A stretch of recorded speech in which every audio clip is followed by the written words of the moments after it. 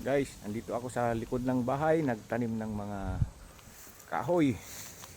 Meron tayong mga tinanim dito na anim na coconut dwarf at mga kalamansi, mga fruit bearing trees. Ito sila mga guys, titignan natin. Ayan, may mga kalamansi tayo rito.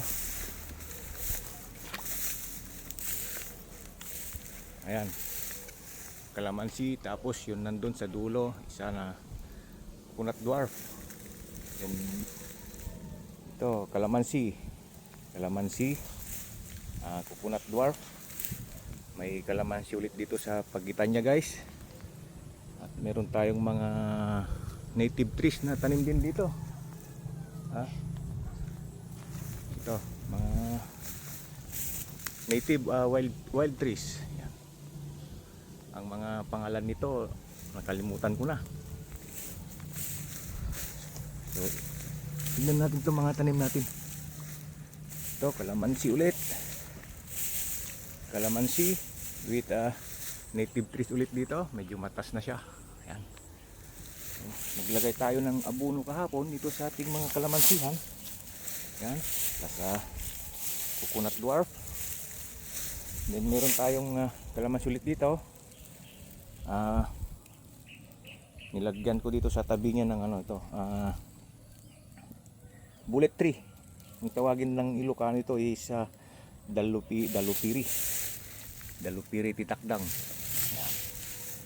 Ayan. Dito ulit tayo. Kalamansi, may abono. Ayan. Sa wild tree ulit ito.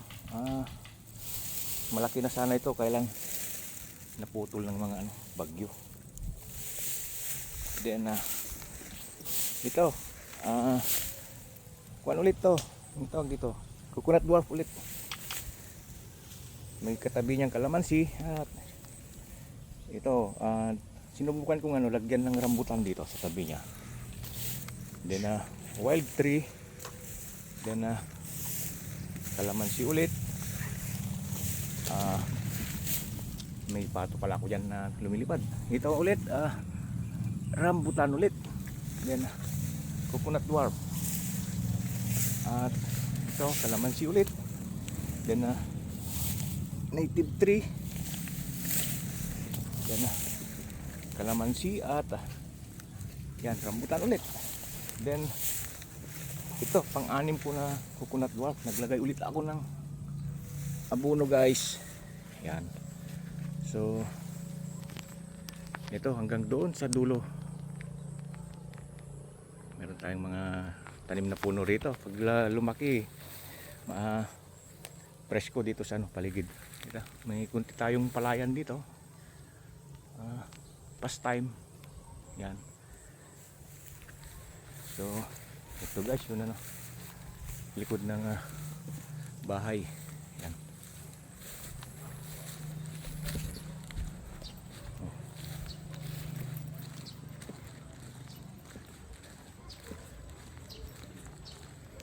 Then may tatanim pa pala ako rito na ayan, ratiris.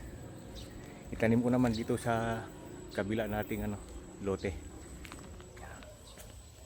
Buhay probinsya lang tayo guys.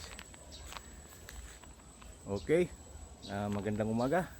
Sa susunod na ating video. Salamat.